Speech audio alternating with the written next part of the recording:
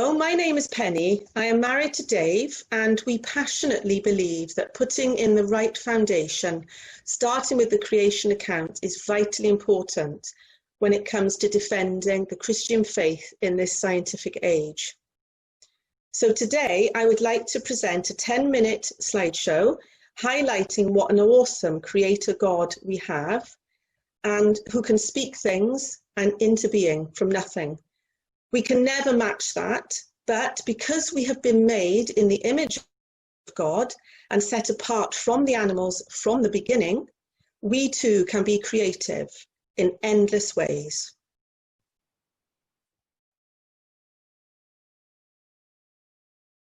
As you can see, the name of my talk for today is The Creative Eye. I chose that because it's like God has his creative eye, and we have a creative eye in one way or another.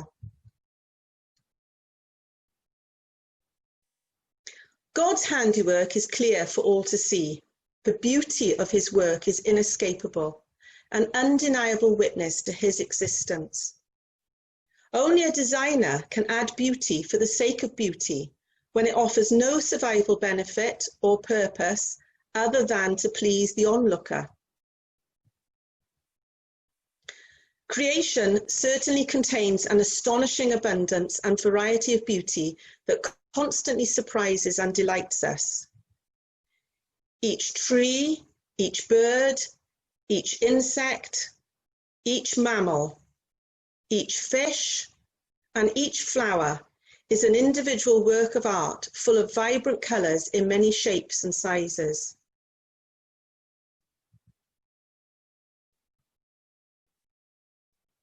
And it doesn't stop there. The deeper we explore our world and universe, the more beauty we find.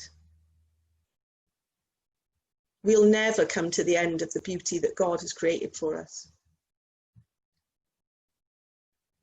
People may object that beauty is mainly subjective and down to the opinion of the onlooker. So let's test this. I know we're online, but you can do it at home.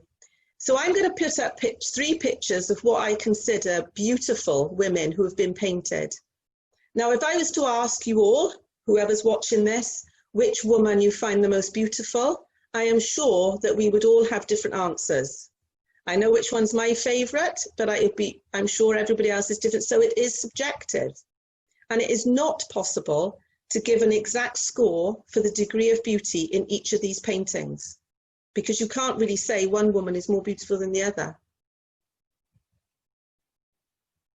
However, many aspects of beauty are objective and are universally recognised by design experts as features that contribute to beauty, such as patterns, curves, borders, brightness, contrast, and smoothness.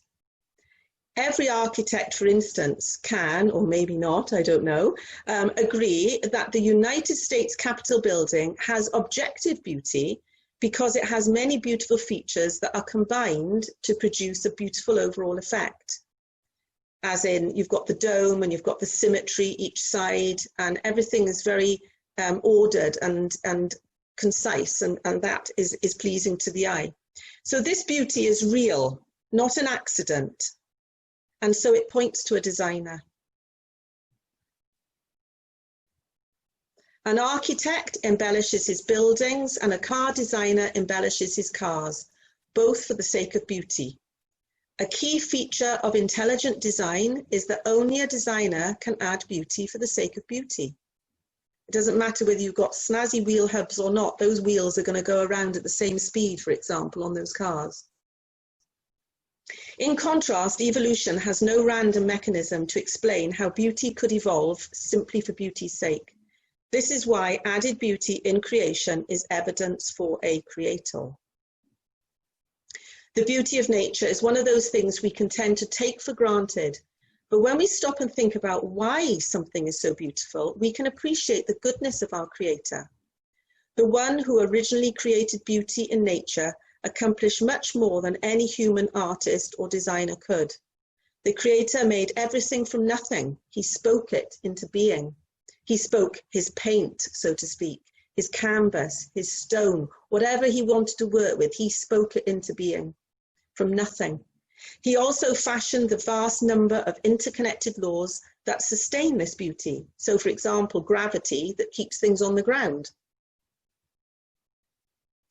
The colour scheme of creation. Now, all sorts of factors are at play to give us our blue and green colour scheme, which is both restful and coordinated. If we were surrounded by large amounts of red, for example, it would probably raise our blood pressure and not be at all restful.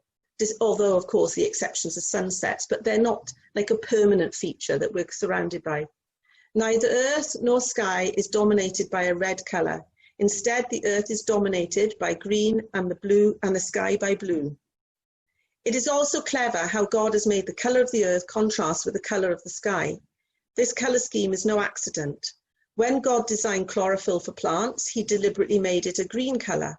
And when God designed air molecules, he deliberately made them scatter light so that the sky would be blue. Another important design feature of green is that it is just the right background colour for both brightly coloured flowers in the picture on the left and delicately coloured flowers in the picture on the right. One of the reasons for the beauty of a field of flowers is the contrast between the colour of the petals and the background of green foliage. According to naturalistic views, it is mere coincidence that the colour scheme is so pleasing to mankind. Naturalism has a big problem. There is no mechanism that could produce such a colour scheme, and no reason we should even have colours in the first place. If we were to find something as simple as a hammer on a beach, we would know a human being had made it, and not an ape or any other animal. Now, this is because when animals build things, they endlessly reproduce a stereotype design rather than being creative. They can produce wonderful things, but they keep doing the same thing as this spider instinctively constructs a web of constant pattern, and birds instinctively build a species-specific nest. So each of those birds will always build the same shaped nest for themselves. They won't deviate and build a different shape all of a sudden. So no originality is demonstrated. They are programmed to do what they do, and that's it. They don't have the ability to create in the same way humans do. So when we believe in Christ, his word or life dwells in us. We all reflect God's image. Our creativity is one way of expressing this. We are not omnipotent, so we cannot speak things into being like God did. We have, however, been designed with free will to create in numerous ways with endless possibilities. So we can write creatively, we can dance creatively together, we can sew something and be very creative there, we can paint a picture, throw a pot, write music, or even use mathematical formula to create wonderful architectural buildings or structures. It is often said that some have more of a creative eye than others, but we are all created in different ways, but we are all more creative than we think. Even maths is creative if you look at the Fibonacci pattern, spiral, but that's another session.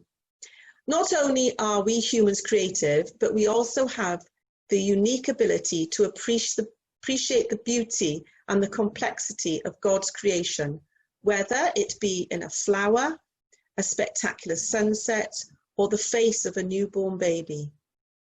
We just appreciate it. Those are just, nobody could not like any one of those three pictures. They just make you feel good.